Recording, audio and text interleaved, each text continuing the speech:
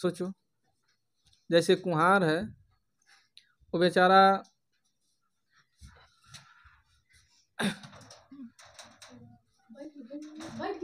बैठ के आ जाओ। जैसे जैसे कुम्हार है, एक सुराही को इस तरह से बनाता है, ध्यान देना, एक ध्यान से सुनना, एक जो है कुम्हार एक सुराही को इस तरह से बनाता है, उसको ये नहीं पता है कि उस मटके का पानी कौन पिएगा, दुश्मन पिएगा कि दोस्त पिएगा, कि हमारा सबसे बड़ा दुश्मन पिएगा जो हमारे मुड़िया काटने में हर बात सोचता है। फिर भी वो कुम्हार इस तरह से उस सुराही को बताता है या बनाता है कि उसमें छेद ना होना, ना वरना पानी नीचे गिर जाएगा। उसी तरह एक टीचर एक बच्चे को इस तरह से पढ़ाता है कि शायद हमारी पढ़ाई में थोड़ी सी कमी हो जाएगी तो बच्चा फेल हो जाएगा, आगे बढ़ नहीं पाएगा। और तुम लोग कहते हो कि एक मास्टर पैसा लेके किया का, पैसे पर सब कुछ खरीदा जा सकता है पर ज्ञान को नहीं। ज्ञान अगर हम नहीं चाहेंगे तो तुम्हें उस पैसे के बाद भी नहीं दे सकते। टीचर और जितने महापुरुष हैं उनका सम्मान होना चाहिए। जैसे मान लो स्कूल में पढ़ी हो, स्कूल में पढ़ के आ रही हो, लेकिन आज भी आज के डे के बारे में कोई नहीं बताया। स्कूल वाले क्यों नहीं, ये गलत है कहीं ना कहीं। क्यों गलत है? क्योंकि उनको लगता है कि जब तुम अपने आज़ादी के बारे में जानोगे तो तुम लोग सवाल करोगे, तुम किसी से सवाल करोगे। ये लोग नहीं चाहते कि तुम किसी से सवाल करो। आज देखो चुनाव का दिन आएगा जब, ध्यान से सुनना, अभी देखना जितने चुनाव में कैंडिडेट होंगे सभी लोग अपने अपने काम में लग गए होंगे, क्योंकि उनको 1 साल मेहनत करना है। और भी रिजल्ट किसके हाथ में है? जनता के हाथ में। तुम जिस चीज़ की तैयारी कर रही हो, पढ़ रही हो, ये रिजल्ट किसके हाथ में है? तुम्हारे हाथ में। तो रिजल्ट है तो रिजल्ट की संभावना किस में सबसे अधिक है? किस व्यक्ति के रिजल्ट की संभावना सबसे अधिक किसके हाथ में है? अपने हाथ में, क्योंकि ये रिजल्ट हमारे हाथों है। सुनो, तुम लोग को मेन अधिकार किसके बारे में हमको पता होना चाहिए? अपने बारे में। पूरे संविधान में तुम्हारे बारे में अधिक नहीं है, बस तुम्हें अपना मूल अधिकार पता हो जाए जो तुम्हें जन्म से मिलता है। पहले ध्यान से सुनना, हमें मूल अधिकार में 12 से 35 तक हमें अधिकार जो जन्म से प्राप्त होता है। पहला 12 जो ये कहता है हम अपने, ध्यान से सुनना, 12 ये कहता है हम अपने आप में क्या है? स्टेट हैं।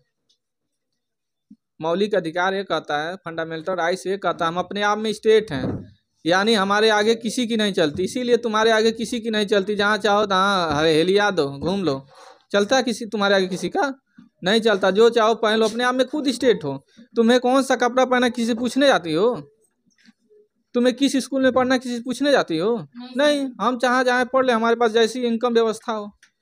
तो फंडामेंटल राइट्स में 12 सुनो, आर्टिकल 12 ये कहता है हम अपने आप में स्टेट हैं। दूसरा, स्टेट मतलब अपने आप में स्वयं मालिक हैं, जैसा चाहे कर सकते हैं। दूसरा 13 अल्पीकरण है। अल्पीकरण को लाना क्यों जरूरी था? जैसे तुम्हारा मूल अधिकार है घूमना, कहीं संपत्ति लेना या कहीं भ्रमण करना, किसी के बारे में बोलना, तो ऐसा ना बोल दो कि भाई पट्टीदार के लोग गरियान है, तो उसका मूल अधिकार का हनन होगा। तो उस अधिकार को तो इसमें आर्टिकल 13 ये कहता है कि आपके मूल अधिकार के द्वारा किसी के मूल अधिकार गए। बच्चा सुनना ध्यान से, आज हो सकता है तुम्हारे अंदर बड़ापन आ जाए। बड़ापन समझते हो? जैसे तुम ज़्यादा पढ़ लोगे, जैसे 5 में पढ़ रहे हो, अगर तुम्हें 10 का सिलेबस सारी जानकारी हो जाए तो तुम क्या अपने आप को कितना छोटा समझोगे? नहीं समझोगे। जैसे तुम कहीं किसी चीज़ को सीखने जा रहे हो, कोई चीज़ की बड़ी जानकारी हो गई और शायद इसमें किसी को नहीं पता, तो तुम अपने आप को छोटा समझोगे, कहोगे दीदी लोग का इनसे ज़्यादा तो हम जानते हैं। यही चीज़ है, यही ताकत है, इसी ताकत को समझो। सुनो आज तो 12 कहता अपने आप में हम स्टेट हैं। 13 ये कहता है कि अगर हमारे मूल अधिकार के द्वारा किसी दूसरे का मूल अधिकार का हनन होगा तो हमारे मूल अधिकार को रोका जाएगा। अब तुम अपने आप में स्टेट हो, थोड़ी ना किसी को गाली दे दोगे, नहीं दे सकते। जैसे स्टेट का मतलब, जैसे बिजली विभाग अपने आप में क्या स्टेट है? बिजली विभाग का बिल बाकी है, तुम सरकार से गुहार लगाओगी तो पता हो क्या, मान लो तुम प्रशासन से गुहार लगाओ कि साहब देखिए हमारे यहाँ बिल जो अधिक, तो कहेगा उसमें हम इन्वॉल्व नहीं हो सकते। वो अपने आप में खुद स्टेट है, उसके कर्मचारी उसके हैं, वह सैलरी खुद देता है। रेलवे का यूपी पुलिस रेलवे को जाकर कुछ कह सकती है? नहीं कह सकती। रेलवे अपने आप में क्या है? स्टेट है। रेलवे अपना खुद का कर्मचारी रखा, अपने आप में कोर्ट भी उसका है, उसके कर्मचारी, उसकी सैलरी स्वयं रेलवे देती है। तो स्टेट का मतलब स्वयं मालिक होता है। स्टेट का मतलब कैपिटल मत समझना, वो दूसरा स्टेट होता है। तो तेरे समझ में आ गया? अल्पीकरण है। अब आ गया 14। क्या कहता है? विधि के समझ समानता, कानून सबके लिए बराबर है। यानी कानून की आयत क्या है? सब समान है, चाहे छोट हो बड़ा हो या ऊंच नीच की जो भी चीजें हो, सब समान है। 14 का 15 क्या कहता है? जाति धर्म लिंग जन्म स्थान पर हम भेदभाव नहीं कर सकते हैं। जैसे मान लो तुम लड़की हो, अगर हम कल कह दें कि हम तुम लोग को नहीं पढ़ाएंगे, विशेषकर लड़की को पढ़ाएंगे, लड़कियों को पढ़ाएंगे, तो तुम लोग क्या हम पर आपत्तिजनक या कोई चीज़ कर सकती हो? कह सकती हो, अवश्य कर सकती हो। लेकिन किस कंडीशन पे? क्योंकि यह संस्था जो है प्राइवेट है, हम अपने आप में क्या है? स्टेट हैं। यहाँ तुम्हारा चलता नहीं चलेगा, ऐसा नहीं। इसीलिए तुमको बता रहे हैं पॉजिटिव नेगेटिव दोनों। यहाँ तुम्हारा चलता क्यों नहीं चलेगा?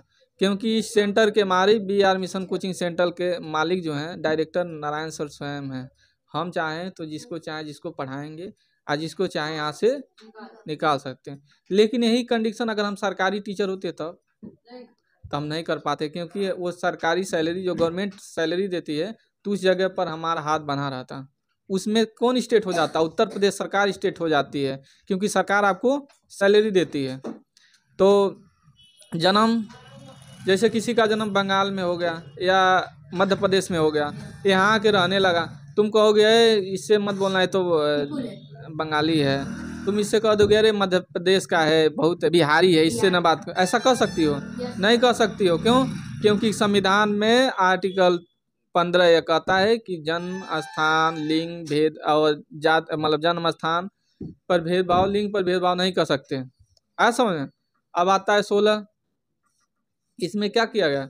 लोक नियोजन की समानता, यानी कोई महिला पुरुष सेम जॉब करेगी तो सैलरी सेम होगी। जैसे हम पुलिस हैं और मान लो सिया पुलिस हो जाए तो दोनों की सैलरी सेम होगी। ऐसा नहीं है। अभी मान लो तुम लोग अपने गांव में देखना है, ध्यान देना, अरे पुलिस कह दिए तो पुलिस नहीं बन गई।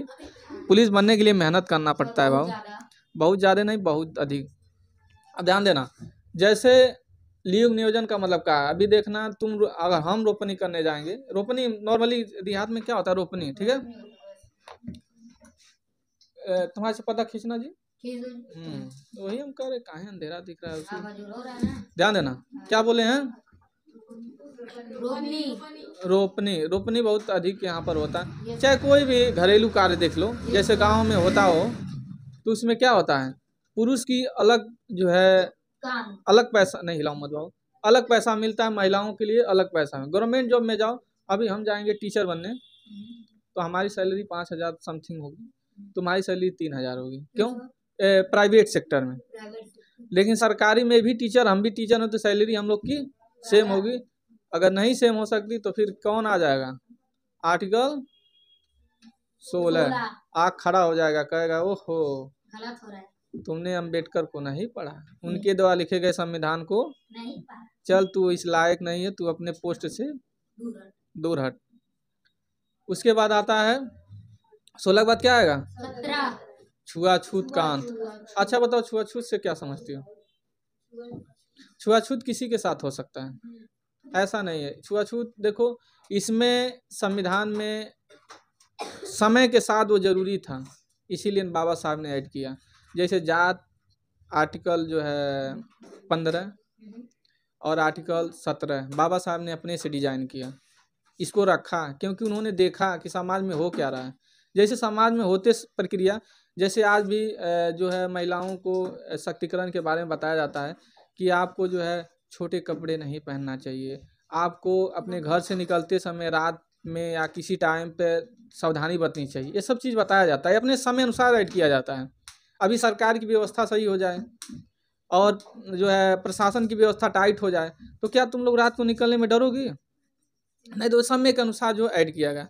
तो उस समय जब संविधान बन रहा था तो छुआछूत चरम सीमा पर